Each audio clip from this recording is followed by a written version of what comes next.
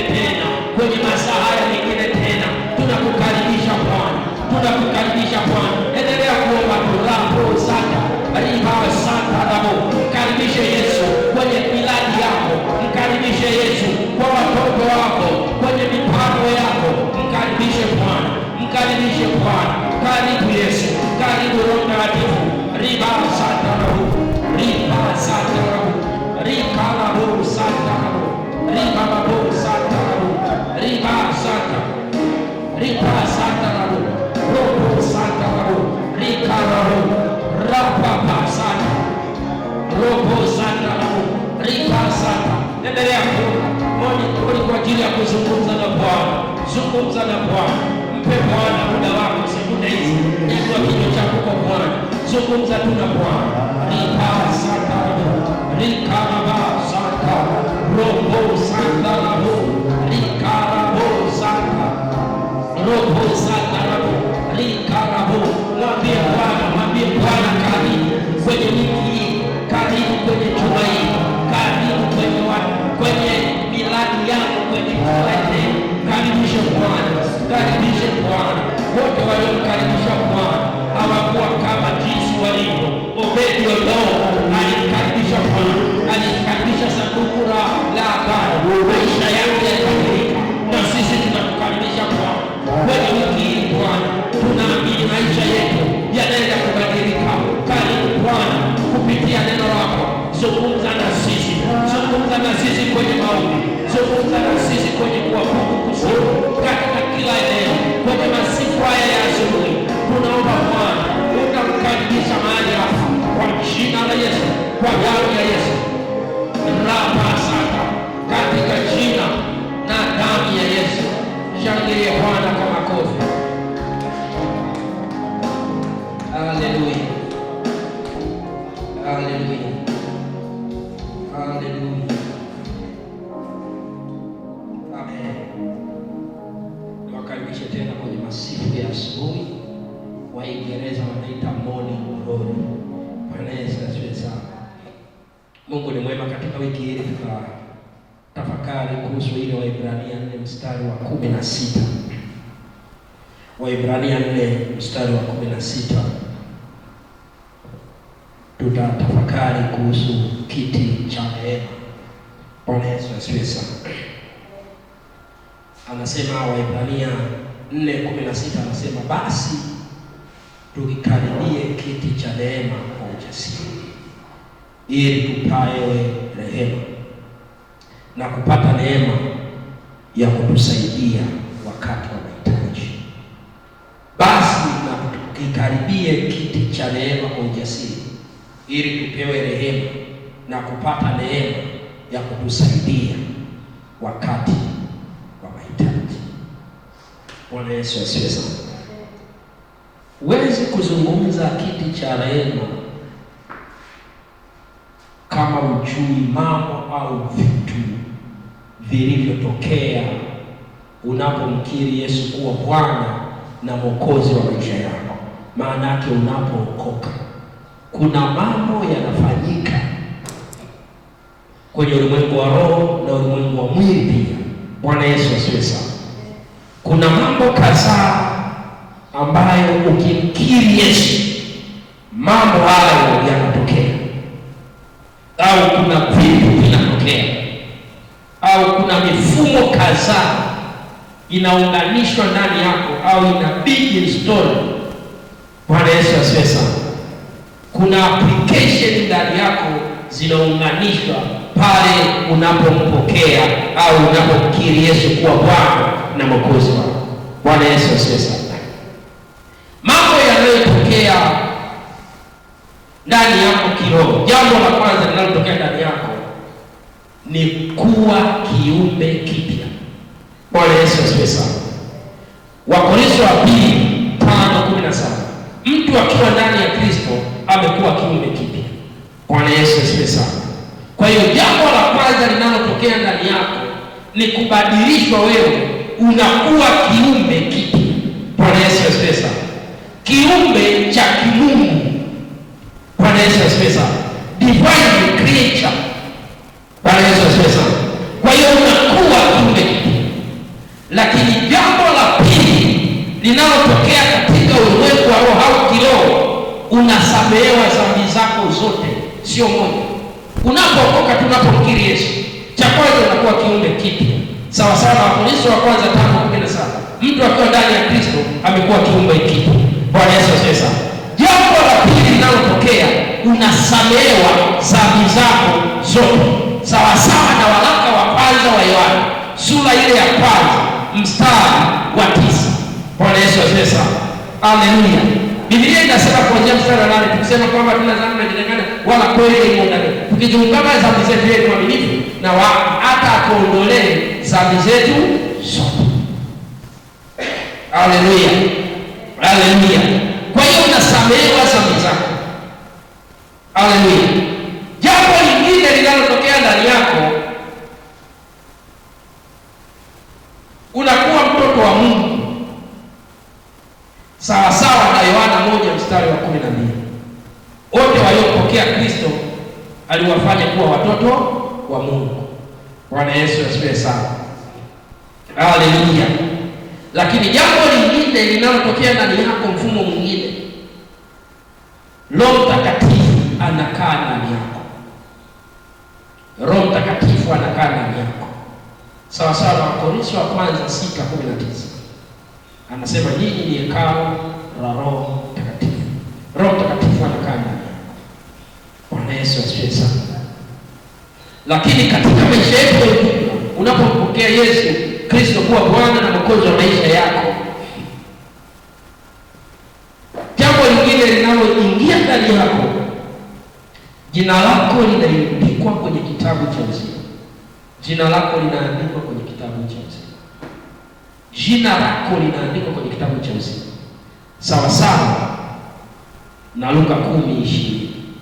Anazungumza kuhusu jina lako kuandikwa kwenye kitabu cha uzima. Lakini jambo lingine linalotokea ndani yako, unapata amani ambayo ulimwengu huu hauwezi kutoa. Sawa sawa na Yohana 14 mstari wa 27. Amani yangu na wapa, amani yangu na waachie. Niwapavyo mimi si kama wanadamu wawapavyo. Bwana Yesu asifiwe sana. Haleluya. Haleluya. Haleluya. Lakini jambo lingine, unapata nguvu ya kushinda dhambi. Unapata nguvu ya kushinda dhambi. Sawa sawa na Warumi 6:14. Bwana Yesu asifiwe sana. Haleluya. Haleluya. Unapata nguvu ya kushinda dhambi. Bwana Yesu asifiwe sana. Lakini mindset yako sasa, mtazamo wako pia unabadilishwa. Mtazamo wako usoni unabadilishwa. Moja, una ahadi ya uzima wa milele. Bwana Yesu asifiwe sana.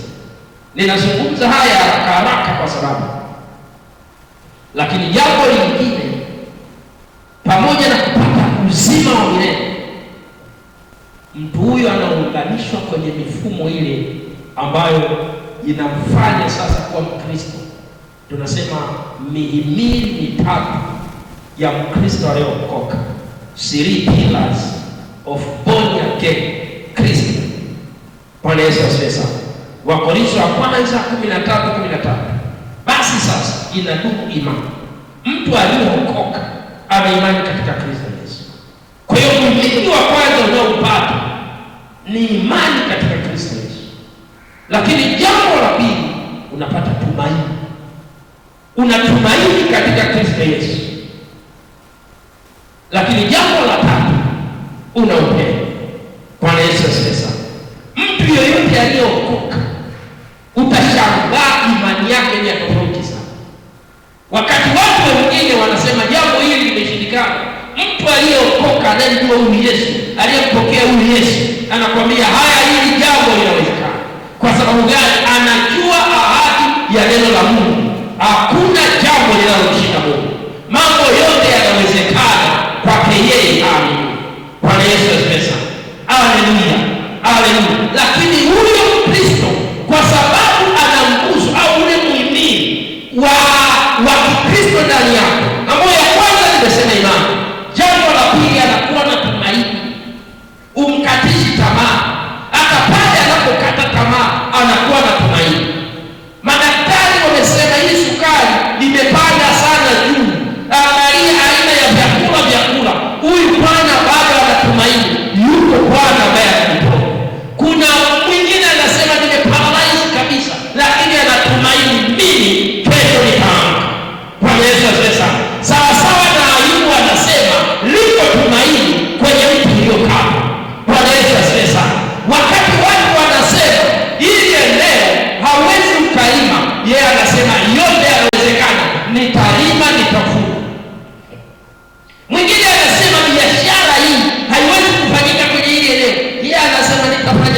anacheka, anatumaini katika Kristo Yesu.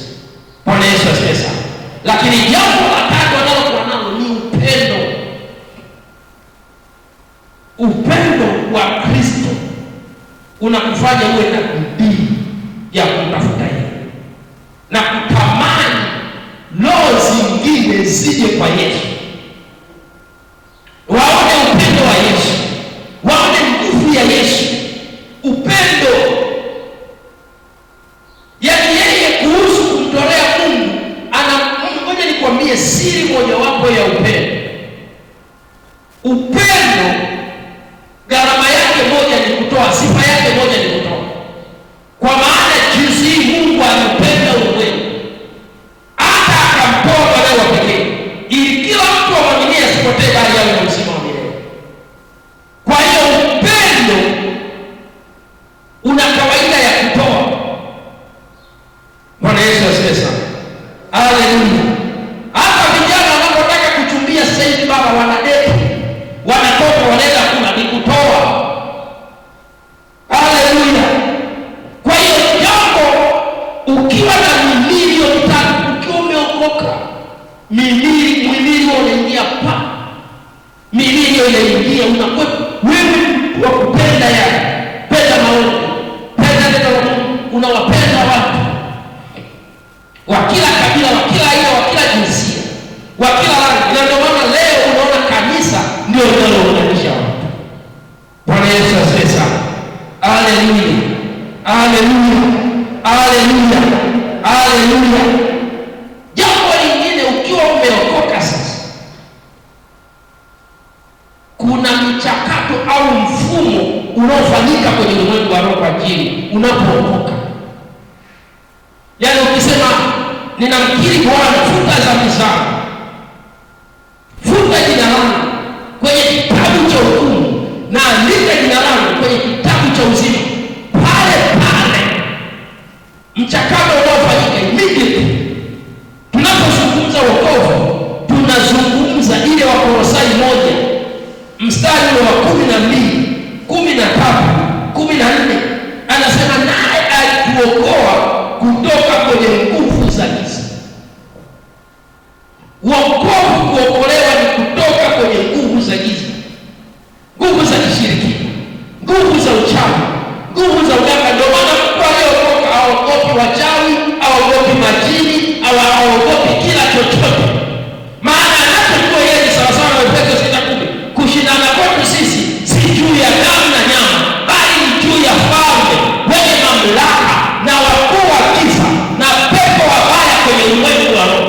Ndicho anachojua yeye. Bwana Yesu asifiwe sana.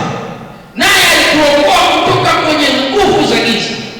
Na jambo la pili, mchakato unaotokea unaposema unaokoka, kuna mchakato unaofanyika. Naye alituhamisha, unahama. Bwana Yesu asifiwe sana. Unahama kutoka kwenye kijiwe cha dhambi, unahama kwenye kijiwe cha magonjwa, unahama kwenye kijiwe cha kuonewa. Sawa sawa na Isaya ile 54, utakuwa mbali na kuonewa. Bwana Yesu asifiwe sana. Haleluya. Kwa hiyo unahamishwa, unahama. Ukiona mlokole bado yuko kwenye kijiwe cha usengenyaji, bado yuko kwenye kijiwe anaenda kwa waganga wa kienyeji, huyo mtu bado hajahama. Bwana Yesu asifiwe. Na kwenye kuhama kokote kuna gharama, watu wa Mungu. Kuacha masela, kuacha washikaji, kuhama baa, kuhama kwenye vijiwe vya pombe ni kuhamishwa. Kuhama kwenye vijiwe vya uzinzi, uasherati ni gharama sana. Utatengana na watu, utatengana na ndugu zako. Wengine sisi wakati tunaokoka, nakumbuka mjomba wangu akaniambia watu wote waliookoka ni watu walioshindwa maisha. Nililia sana, nilikuwa na kabasiketi kangu hivi, nililia njia nzima. Nikaambia Mungu, mimi sijashindwa maisha. Bwana Yesu asifiwe. Kumfuata Yesu sio kushindwa maisha. Kumfuata Yesu sio kukwama. Kumfuata Yesu sio umechoka. Kumfuata Yesu ni kuhamishwa kutoka kwenye nguvu za giza, kutoka kwa wachawi, kwenye kuteswa, kwenye kukandamizwa, kwenye kukataliwa. eneo la kukubaliwa, unahama. Naye alituhamisha, alafu akatuingiza ndani ya pendo la mwana wake. Tunaingia kwenye upendo wa Kristo. Ndio maana sasa nimesema mwanzo bali upendo wa Kristo unakubidiisha, upendo wa Kristo ndani yako. Na ukiwa na upendo wa Kristo ndani yako, nikwambie kabisa, hautambagua mtu. Mungu atusaidie sana. Haleluya, haleluya. Mungu atusaidie kama kanisa. Na ndio maana unaona sasa watu wenye upendo wa Mungu hawaoni taabu kusaidia wengine. Ni nini? Ni upendo wa Kristo. Mtu mwenye upendo wa Kristo haoni taabu kusapoti injili, haoni taabu. Bwana Yesu asifiwe. Ukishaona, mimi nakukumbusha tu hivi vitu, maana muda mwingine tuko bize na masomo magumu sana, lakini tunasahau asili ambayo imekusanyika hapa ni wokovu, kuokoka. Nimekukumbusha tu vitu gani vinavyofanyika kwenye wokovu. Unapata amani ya Kristo. Bwana Yesu asifiwe sana. Mwezi huu nilikuwa natafakari kuhusu mawimbi. Nishike mkono.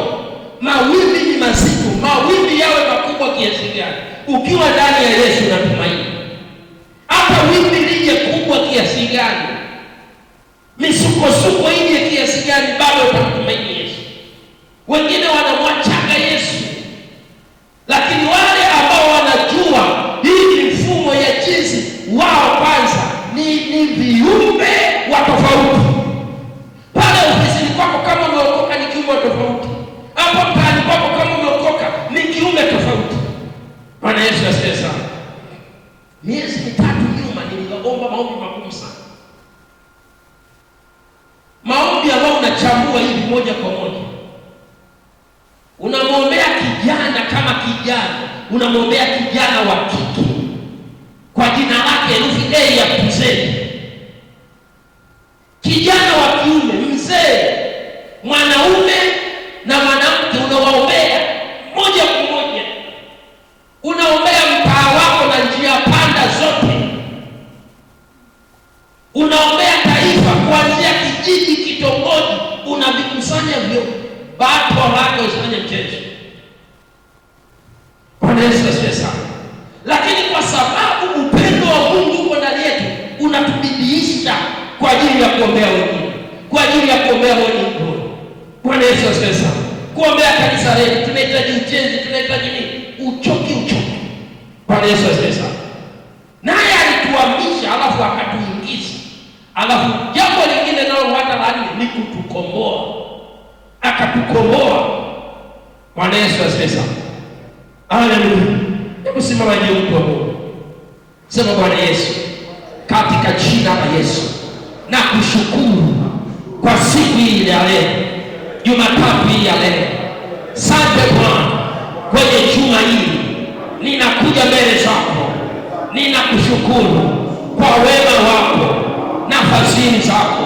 Wewe Mungu usiyeshindwa, wewe Mungu unayewapigania watu wako, ninakushukuru Bwana kwa siku ya leo, kunipa nafasi, kunipa habari hizi za wokovu wangu, kunikumbusha habari za samani ya wokovu wangu. Asubuhi ya leo ninakuja mbele zako, ninakushukuru. Nina zawadi na sadaka ya shukrani mbele zako, shukrani ya maneno yangu. Pokea shukrani ya kinywa changu. Bwana Yesu, asante kwa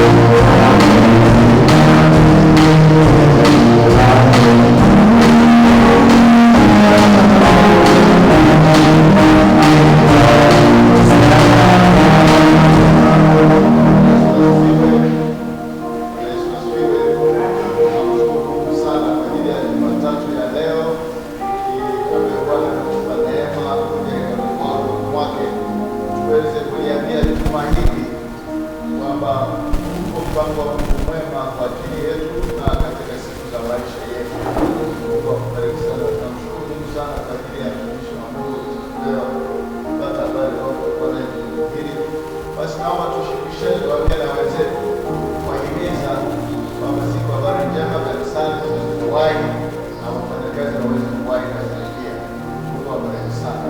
Tushirikiane kwa neema ya Bwana Yesu Kristo na upendo wa Mungu na ushirika wa Roho Mtakatifu kae na sote sasa hata milele. Amen. Bwana asifiwe.